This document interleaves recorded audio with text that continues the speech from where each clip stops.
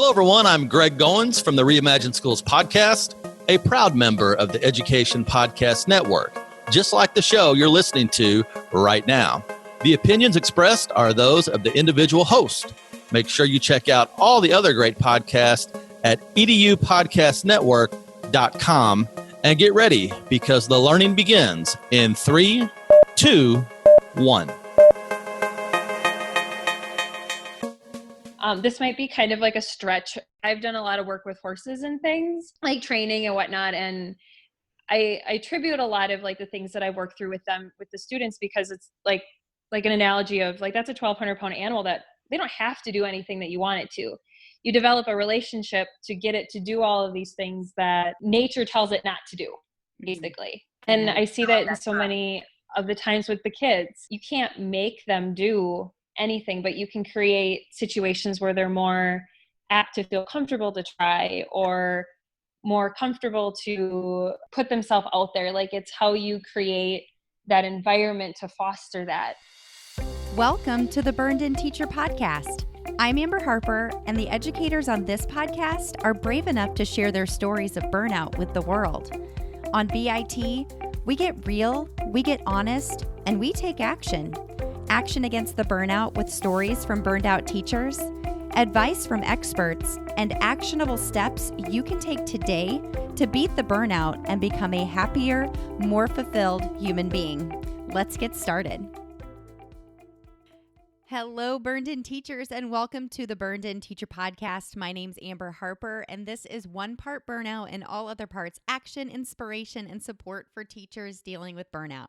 Last month, the focus of the Burned In Teacher Podcast episodes was my students' trauma in the classroom is burning me out. And I've gotten fantastic feedback, and I'd love to hear your thoughts and your takeaways from last month's episodes. So feel free to email me at support@burnedinteacher.com or put out on social media a screenshot of your favorite episode and tag me at Burned In Teacher and share your favorite takeaways from your favorite episodes about how to deal with trauma in the classroom and trauma in your own life. Also, if you aren't aware, I actually have a YouTube channel. So if you go to bit.ly/burnedinyoutube, you'll have access to all of the videos that I've created, a lot of them really going deeper into the themes of the month, all in an effort to help you to have access to all of the information that I'm sharing and the amazing advice, support, tips, tricks, resources that guests on the show are offering to you every time that I have someone new on the podcast.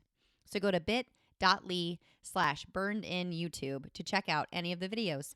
So we are now in a new month, and therefore it means we are now onto a new theme on the Burned In Teacher Podcast. So this month, we're going to focus on a topic that gets brought up a lot in the Burned In Teacher Facebook group. And as a result of a survey that I sent out to my Burned In Teacher subscribers and my Facebook group, this is one of the number one reasons that teachers are struggling or stressing about their days at work in the classroom. And that is classroom management and behavior of the students in their classes. And we're going to start this month's theme with an interview that I did with two teachers from my Burned In Teacher Facebook group. And if you haven't joined yet, I really am going to encourage you to do so. Go to facebook.com/groups/burnedinteacher, because every month I'm sending out an invite for teachers to stand up and tell their stories on the Burned In Teacher podcast so that we can find experts and advice and resources and research to help to support you through your struggles in your classroom and your burnout. Today on the podcast, I have Sarah Kaminsky and Alexandra Cotelet. And please, Alexandra, forgive me if I'm mispronouncing your last name. Sarah is a 6th grade English language arts teacher at a middle school in central Wisconsin, where she lives with her husband and 2 young children. Sarah has been teaching in her current district for 5 years and has been a part of the district initiatives that include personalized learning, writer's workshop, and UDL. She's currently working on obtaining her ELL certification to continue with her passion of understanding inclusionary practices in the classroom. Alexandra is an ESL specialist who has been teaching for over 15 years. She teaches at a high school level in Quebec, Canada, and she has authored and co-authored many educational publications that are currently being used in Quebec schools and is very active in her English as a second language community. She's currently completing a degree in educational technology and is always working on ways to integrate technology in her classroom. What I love about this interview is that although they're teaching different grade levels and even in different countries, They are both so relatable and both have very similar viewpoints on what effective classroom management, behavior management, and effective relationships between teachers and students should look like when trying to create a culture of support in the school and the classroom. This interview is packed full of strategies, resources, and experiences that have to do with supporting students who are struggling with their behavior in school. As you heard at the beginning of this episode, we even get into relating students and humans to horses. So let's jump into this interview. Just a quick side note, I noticed too late that my microphone was in fact not on during the interview, so please bear with my side of the conversation. Ladies, thank you so much for joining the Burned In Teacher podcast today. This is the first time that I've interviewed two Burned In Teacher Facebook group members at the same time. So I'm so glad you're here. Excited to be here. I'm so glad. So we have Alexandra with us and Sarah, and they are Burned In Teacher Facebook group members. And today we're going to talk about classroom management. So they're going to be sharing their experiences as educators and struggles that they've had, maybe some successes as well, and resources or ideas or practices that they've brought into their classroom and into their teaching lives that have helped them to really help their students to grow as classroom members and as students. So Alexandra, why don't you start off by telling us a little bit about, where you are in the world and what it is that you do? Hi, my name is Alexandra. I'm an English second language teacher. So I teach in Quebec, Canada.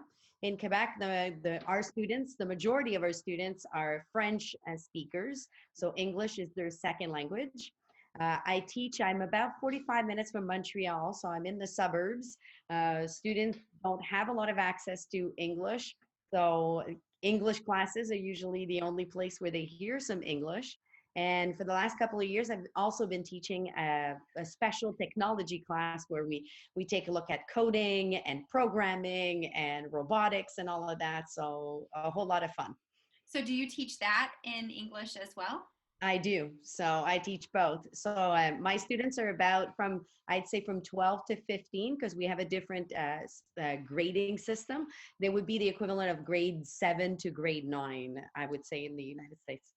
Okay, interesting. So Sarah, tell us a little bit about yourself. I'm a sixth grade ELA teacher. So I teach like English, like the writing side, and then also the like the reading aspect of it. So this is my first year just doing reading with English. Traditionally, I've just done just the English side. And I teach in a middle school, central Wisconsin. So a little bit, it's nice to talk to somebody who's way north of me for once. Do you always feel like you're normally the northernmost person in all of the conversations? Yeah, it's usually we're the coldest and everything else. So it's nice to know that there's somebody different, a little bit worse. But I've been in my district for about 5 years now. So we have our middle school divided into houses. So traditionally our houses are like 130 students, but I'm on a mini house. So I have like about 55 students this year. So. Wow. So ladies, let's just jump right in. So with your different experiences with with students that are English language learners and middle schoolers, we call them here in the States. So what is it that is classroom management to you? What is classroom management or behavior management? What do you call it and what does it mean to you? Alexandra, would you mind starting? Sure. Well, I guess classroom management can be different things. It can be your classroom routines and how you set up your class so it functions properly. But it also has a lot to do when I hear classroom management, especially usually it comes with the word issues. It usually means discipline and, managing the behavior of your students. I don't think that's the only thing, because I think when you set it up, your routines, your planning is done correctly. It's all part of the management, but usually we associate it with behavior management mostly. And you call it classroom management in Canada? Yes, we do.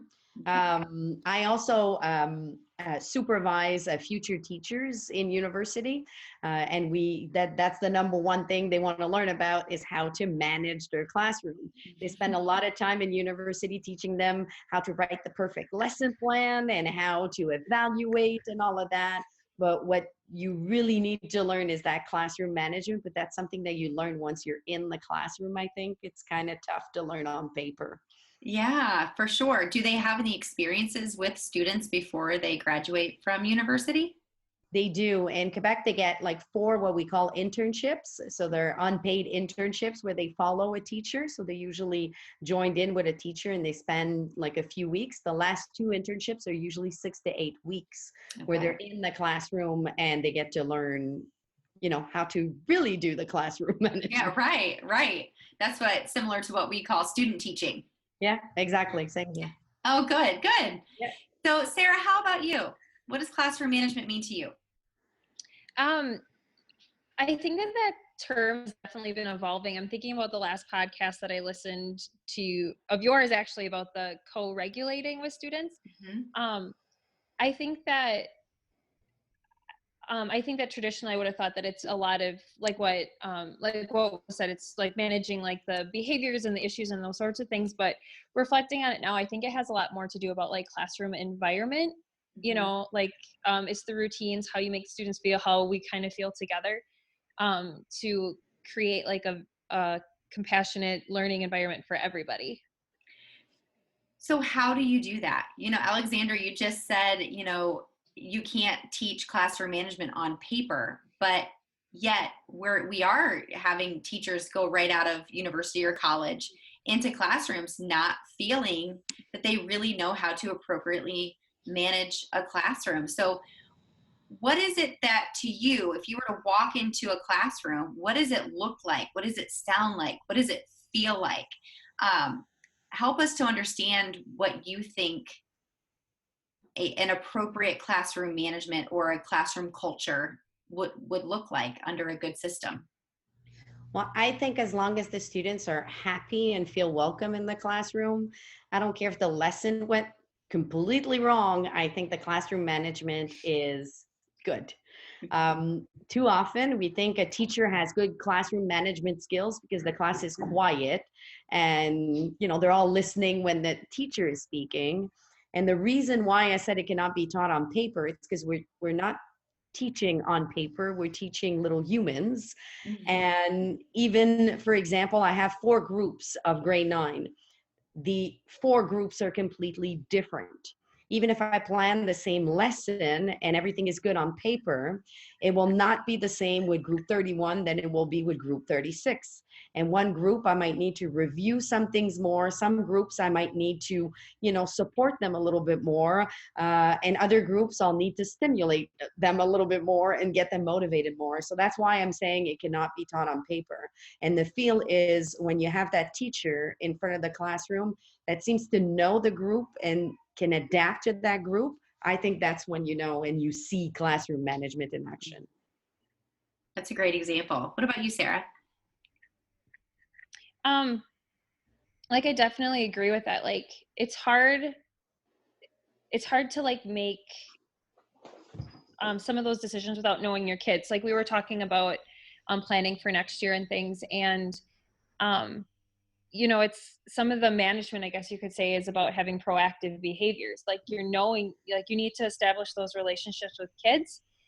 So where they're going to struggle, if they need audio support or sentence stems or digits or whatever else. Like it's kind of knowing the kids and then being proactive with that and kind of meeting them where they're at instead of reacting to behaviors. Because then when we start reacting to behaviors, like it kind of like students then react and it creates this chain where it's a negative feel for everybody. And then you don't have that learning, compassionate environment that you're striving for. So I'm thinking of like the books and things that I've read when I was trying to like improve my management, and it helped, but then it didn't, in the sense of like I didn't know the kids, and it wasn't until I really knew the kids that I could be successful with that and meet them where they're at, and then they see successes. This episode is brought to you by the Renew, Recharge, and Reignite Teacher Wellness Retreat that my good friend Kim Strobel and I are co-hosting together. This 2-day retreat is your chance to step outside of the classroom and step back into your life. You'll learn tips, tricks, and techniques for injecting happiness back into your teaching practice and your personal life. You'll leave burnout behind and walk away renewed, recharged, and reignited with courage and confidence to face next year's challenges. You'll learn 5 happiness habits to increase personal and professional positivity, methods for fostering relationships with students and coworkers, how to accept your past journey and make plans for changing your future path, and ways to rebrand yourself as an educator and human being, and much, much more. It will be held June 10th and 11th in Nashville, Indiana, a beautiful and quaint town in central Indiana. And I have to tell you, seats are limited, so don't wait to register. Go to bit.ly/teacher-retreat or burnedinteacher.com/retreat to learn more today. I love that you brought up reading books about classroom management, because it's, our students are not characters in a book. It always makes me laugh whenever I would be teaching or reading through curriculum, and it would have basically a script of, you say this and here's what they're going to say in red. Yeah, those are the best ones. You're like, those are exactly what my kids are going to say. And I laugh because I'm thinking, this student here in particular, I will not name names, is not going to say that. They're going to say this. And you know them, Yep. you know them. So the other thing that you said that's interesting to me is that you were listening to that episode. Dr. Desautel's changed my mind on so many things. I got to see her speak last summer, and she blew my mind. I wanted to sit in the room with her all day and just soak up everything that she was saying. And I thought to myself, every single school needs to have this woman come in and speak to them. And then to have her on the podcast was so incredible, because she laid so many things out, item by item, act by act of what you can do with students to help co-regulate. And she really challenged me to not even, and she didn't say that we had to do this, but she challenged me to not use the word classroom management. And that word that you brought into the conversation, co-regulation, just really resonated with me. Did both of you listen to that episode? No, I didn't, but now I want to. It was amazing. It was really good. It was really eye-opening. So I was just curious then what your takeaways were from that. That big part of just like co-regulating, and her statement of, like, you can't manage anybody. Like, you can't make anybody do anything. And this might be kind of like a stretch. I've done a lot of work with horses and things, like training and whatnot. And I attribute a lot of like the things that I work through with them, with the students, because it's like an analogy of like, that's a 1,200-pound animal that they don't have to do anything that you want it to. You develop a relationship to get it to do all of these things that nature tells it not to do, basically. And I see that in so many of the times with the kids. You can't make them do anything, but you can create situations where they're more apt to feel comfortable to try, or more comfortable to put themselves out there. Like, it's how you create that environment to foster that, to kind of steer them in the direction to making the right choice, because you essentially can't get them to, if that makes any sense. Absolutely. I was lucky enough to grow up with horses myself. And there's that whole know, like, and trust factor. If they don't know you, they don't like you, they don't trust you, a horse will not try to please you. It will not do what you want it to do. In fact, it will sometimes go out of its way to spite you. Yes. Yes. And humans are really no different. No, and that's like when we'll have conversations with the kids, and it's like, oh, here's Mrs. Kaminsky on her horse analogy again. But it makes so much sense. Like, like, I mean, they're not similar in the sense of like animals and kids, not at all, but like in their behaviors and things. And even the idea that like, not all the kids are the same, but you can start seeing patterns and behaviors that you can start being proactive about to kind of eliminate those things before they happen, Yeah. So that's a great lead into my next question. So when have you struggled with classroom management in the past? Can you share a time when that's been a struggle for you and maybe what you did about it? I actually went through it this year. And I think the analogy that we just had with the horses and everything, sometimes too, even if you have that trust with that horse. If it's hurt, it might react differently. And I think that's what's super complicated is when we have a student where no matter what we try, even with the trust, they're going through something bigger than all of that. And that's what's difficult. So that's what I struggled with this year, where everything I've been teaching for 15 years, and usually I can build that trust, and usually I can build that environment where they want to come in. But some of them were too hurt. Some of them, it was too deep, and they needed more than what I could give them. And what I appreciated this year is the fact that I've been doing this for 15 years, gave me the confidence to ask for help and to know that that student needed more than what I could give them, and to go to my principal and to go to the specialists and say, I need help because this goes beyond what I can do, and to accept that this did not make me a bad teacher. Mhm. It's just something the students, like, I needed more than I could give them. That is such an incredible add-on to our analogy of kids and horses, because it's so true. I mean, we are animals, right? So it only makes sense that would also apply to our students. Thank you so much for bringing that up. And so Sarah, how about you? I mean, as like a newer teacher, I feel like that's always been on the back of my mind. Definitely the books, the blogs, the articles. But this year we in particular had a pretty challenging group of kids. I think that saying like that some of them came in pretty hurt. Like I can definitely see that in a lot of the kids that we have, and we thought outside the box for them. You know, like we were blessed with having like a block schedule and a principal who said, yeah, try it. You know, like they weren't traditional. They didn't do very well in like some traditional settings. So we changed up the schedule for them and put in movement break for them. We built an advisory so we can talk to them just to kind of know what's going on. Because if you're not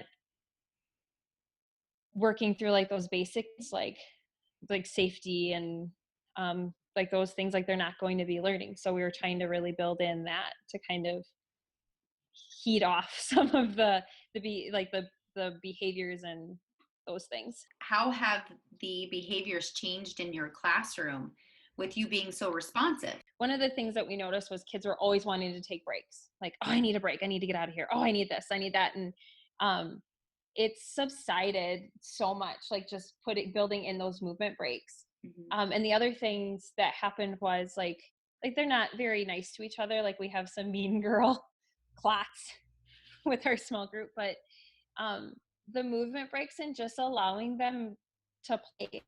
Like, I mean, like they're sixth graders, but they still played, and their connectedness in their relationship with each other has changed so much because like they just have fun together, and it's not all just focused on the learning. And the our connectedness, the teachers with the advisory would just sit down and asking them, like, tell me about your family, tell me about how far you've been, or just, you know, talk to me about things like that's kind of opened them up to us quite a bit. So I feel like that trust is really there, and it's a little bit easier to say, like, you know, like, what are you doing? Like, you change your behaviors for me, let's move on. And like the kids are a lot more responsive to that because like we've created that like connection between all of us instead of, you know, just kind of telling them what to do. Like it's kind of like that trust factor in that relationship. Alexandra, do you have anything to add to that?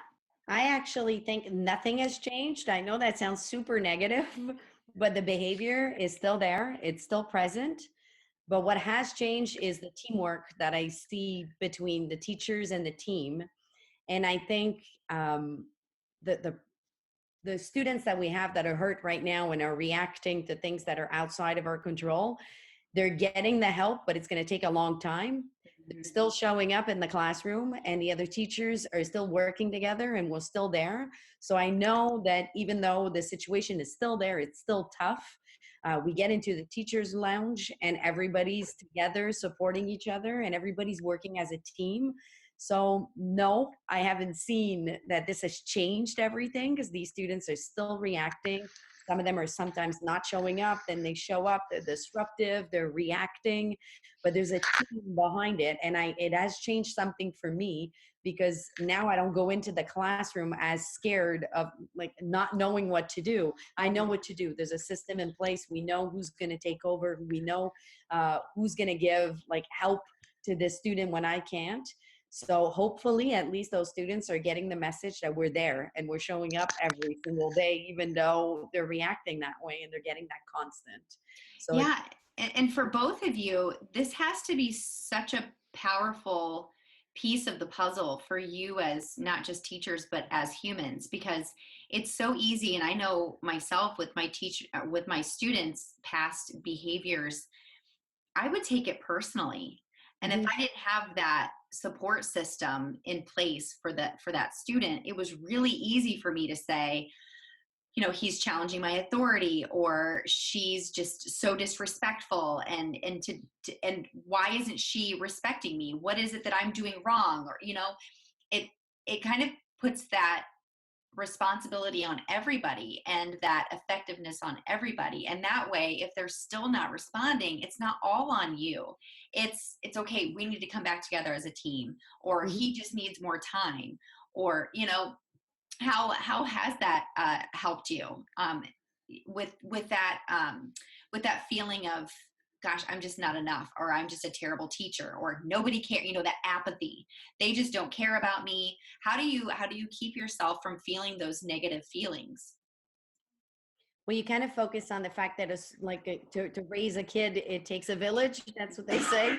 And basically, I have my village. So I have to stop thinking I can do everything on my own. And sometimes you need that village. We even have the parents on our side and working with us and collaborating.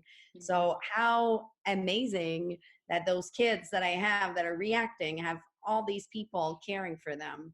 So it helps not feeling like it's all your fault. Although the little voice comes back every once in a while, but once you sit in the staff room and you talk with other teachers and you see what they're trying and you try something else and you keep moving, you keep trying something, you don't feel like it's all your fault. I love that perspective. I could have used that pep talk a couple of times in my career, because I did. I just wore it all on my shoulders and thought, they're my student, they're my responsibility. This is my weight to carry. And that was such a lie. That was such a lie. So what about you, Sarah? I think definitely that community is so helpful, you know, and I appreciate you saying, like, knowing that it's not all you, like it takes a village, because I think that that's kind of, we become reclusive and just kind of bear it all. And I think part of that comes down to, like, not a lot of people in the rough days. You know, like we see the nice pictures on Pinterest and, you know, the pretty Instagram photos, and, you know, everybody has those days. And if you don't know how to handle a situation, it's okay. You're doing the best with what you have at that moment. And somebody else probably has, you know, like another perspective or something, because it's hard when you're in the trenches with that kid all the time and you're like, I don't know, I've tried everything, and you think that you have, but sometimes just hearing it from another perspective, you're like, oh, maybe that would work, or maybe it is this. So like having a village has been super, super helpful. That's another perfect lead into my next question. So what specific resources or mentors or people, podcasts, articles, books, what is it that you have brought into your life to help you with this transition into really becoming a support system for these students, rather than becoming, you know, punitive and, you know, becoming negative towards that kiddo? I can't think of a book or anything like specific right now, but one strategy I really like to use is to actually send what I call positive email home. So I try to, when I'm having a rough time and it's been a couple of days where, you know, I keep seeing things negatively, I try to focus on what went well and I write home. And I email the parents telling them, you know, how their kid is doing this and that. And it helps me to focus on what went right, because often we'll have that one incident. It lasted 10 minutes with this kid, like, you know, misbehaving or whatever. And then we think our entire day was awful. And Mhm. it's not. Like there were a lot of other things to focus on. So sometimes when I find myself getting into that negative loop, that's what I'll do. I'll sit and look at my schedule and look at each group and at least send one email per group of one thing that went well and one student that, I reached out to, and that really helps me. I love that you brought that up, Alexandra, because that reminds me of the interview that I had with James Fester about supporting his wife. They both work in education, and it's so easy to focus on those negative things that went wrong, even if it was just one instance. And so, really changing our language and our focus can really do a lot to change our perspective and our disposition in that classroom. And then, of course, when we go home and we're talking, to really focus on those positive things as well. Because for all of you burned and over it teachers out there, those teachers that are negative and apathetic towards their students' behavior and their parents' behavior, and maybe your administrator or your coworkers, really changing your language and focusing on those, even those little things that were positive, can make a huge difference in your relationships. And it can make a difference with the student that you're writing about as well. I've Oh, had yeah. such an impact on some of the students. That kid that gets to you, where you're always like expecting the kid to do something wrong, and then you focus on trying to catch something good out of that student, and then you email home after emailing 15 times negatively the last couple of weeks. It really changes your relationship with that student. It really focuses things differently. Yeah, so true. Our principal actually had positive phone calls home at the beginning of the year. Mhm. So I was listening to your conversation, and that was something that our administrators like mandated us to do. So like first contact home of the year was something positive, so it's not something negative. And it was the previous year we did it, and it was mid-year, and I remember making a phone call, and like the parents, like they knew the number on the caller ID, and there was like, oh, what did he do now? I was like, no, I just wanted to tell you something great that he did. And they're like, are you kidding? So it really changed. Yeah. And it really changed like our relationship with the parents, but also like the kids, like, cause they went home and they're like, so my mom got an email from you today. I'm like, yeah, what was it about? I don't know, something good, and like, um, and it really changed that. And I'm thinking about like kind of where our building is right now, and I feel like that might be a really good thing to start over again, is that positive contact. Mhm. When and when I was really struggling with like management or what I should do in classrooms or situations, I kind of overloaded myself with like a bunch of like other scenarios. Like a couple years ago, I subscribed to like this blog that like once a week they send out a classroom management tip or something to think about, just to kind of keep fresh on ideas and not getting stuck in a rut. Or like different podcasts, or I just finished Angela Stockman's Compassionate Classroom, like trying to keep up on some readings, just to kind of keep things like not stuck in a rut, like just keep doing the same thing over and over, um, because the kids are so different. What works for one kid won't work for another. But and I found like observing in other people's classrooms too, like being open to like asking the instructional coach to come in and saying like, I don't know what else to do, can you try it, and can I see how you would manage it? Or being open with like fellow teachers and being like, I'm having a rough class, do you have a rough class that I can watch too, so I can pick up some tips? I think sometimes seeing it in action is super full sometimes. Yeah. And isn't it interesting that one kid will behave like three different kids depending on the teacher that they're interacting with? You'll have meetings and a teacher Oh, will yeah. talk about a kid and you'll be, what? He's an angel in my class. And then, something else in a different class. That happens all the time. Sometimes it has to do with the teacher, but it also has to do, we can't take all the responsibility. Sometimes it has to do with the subject matter. I teach a technology class to little geeks who love to do robotics. I never have misbehavior from them, yet they sit in their French class and are little demons. And they're not the same kids. But it depends also, and I don't think I'm a better teacher than the French teacher. That's not the point. It's like, is the subject matter, is it something that gets to them or not? So there's a lot to take into. We always put the load on our shoulders, but it's not always us. Right. Exactly. We're not dealing with inanimate objects. So it's hard. Yeah. And depending on the time of day, at Totally. first period of the day versus right after lunch, Friday afternoon versus Monday morning. Right. We all have our peak performance Absolutely. times. Yep. So true. Well, ladies, is there anything else that you'd like to share about your experiences with classroom management, or any ideas that you have that you'd like to share with the Burned Teacher listeners today? Well, I just like to say to any teacher that's struggling, like, keep going. It's 1 year, one group, one student. There will be lots and lots of other students. Sometimes we do our best and sometimes it doesn't work. And it's not the end of the world, because the bell rings and we start over. That's the beauty of our job. The bell rings and we get to try again. That's right. We get a new chance every day. Totally. I guess one of the things that I keep going back to is the idea that, like, you're doing the best with what you have at that moment in time. And I think that we forget that, like, oh, I should have said this, or that could have been better. But in that moment in time, that's where you're at, and that's okay. And it's okay to recognize that. And it's always 1% better the next time. Like, that's all you can ask for. So. Right. I think there's power in apologizing too. As students understand the power of "I'm sorry." And I think that builds a lot of trust and respect, and it humanizes us, rather than being a teacher and a student. It's, saying sometimes, I'm sorry that I didn't give you the attention that you needed. I'm sorry that I said this way.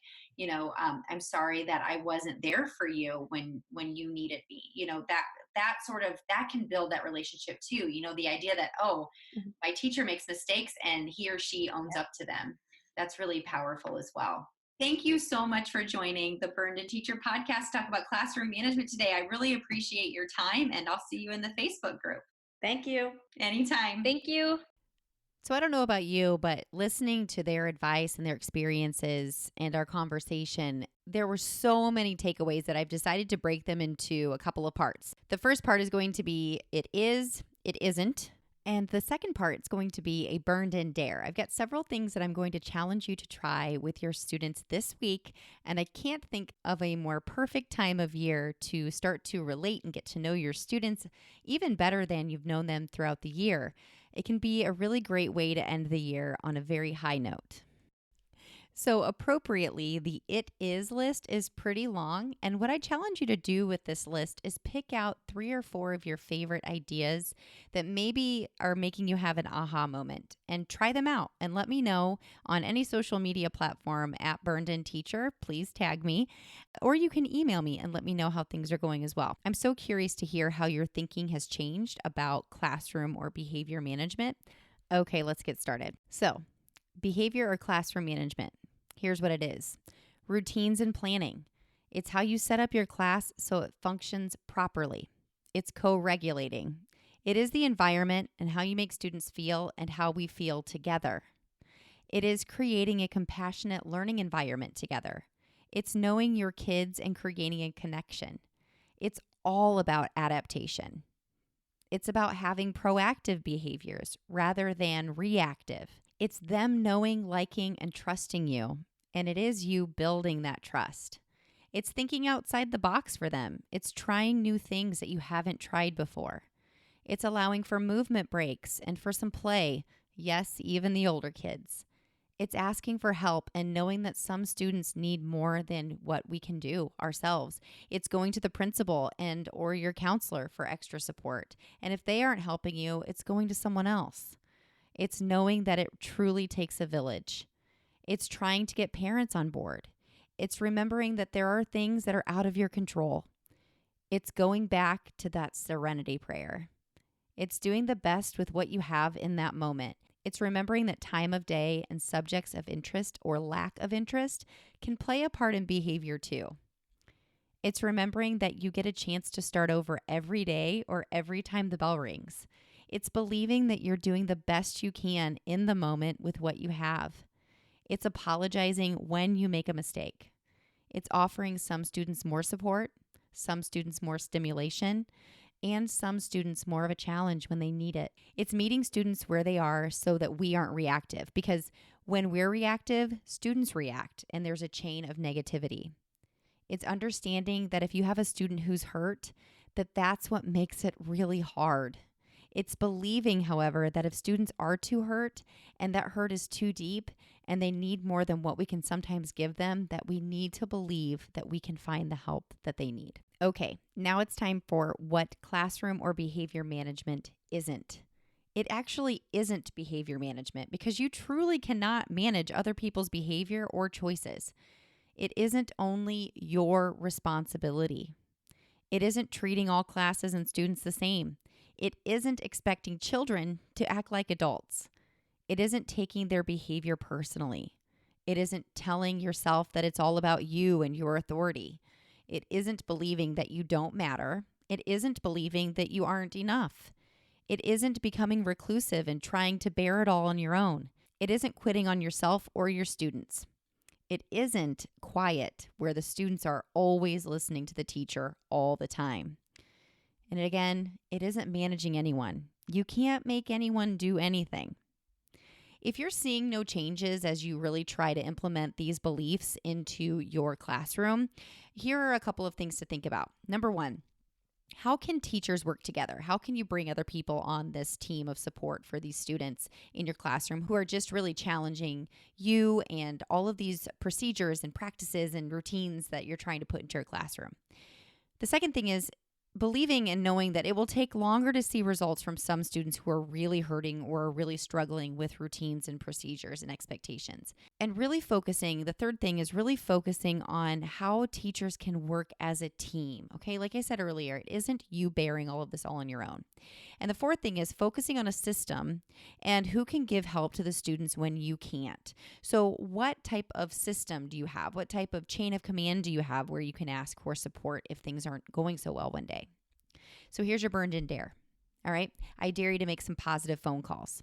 I dare you to focus on the positive and look for the positive, even though it's so hard sometimes to not just focus on the negative. I dare you to email your group of teachers about something positive that happened with that student that's been challenging you or all of the teachers. I dare you to subscribe to blogs that can send you ideas on classroom management. I dare you to observe in other classrooms or invite someone else to come and observe yours. I dare you to have someone come in to watch you and to see you in action and to see the students in action. It's extremely helpful. So I'm leaving you with a lot of things to try out today, a lot of mindset changes, and a lot of ways for you to decide how you can change your behavior and therefore influencing different types of behavior in your classroom. Until next week, I wish you a career and a life full of happiness and fulfillment. You just took another step to become a burned-in teacher. Burn on.